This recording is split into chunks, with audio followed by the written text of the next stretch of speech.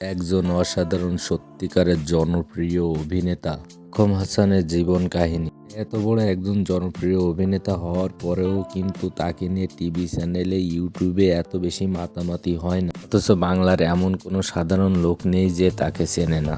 তিনি সিনেমার নায়ক নাও হতে পারেন, কিন্তু বাস্তবে তিনি একজন হিরো। তার সব নাটকের মাঝে সামাজিক দায়বদ্ধতার একটা চিহ্ন থেকে যায়।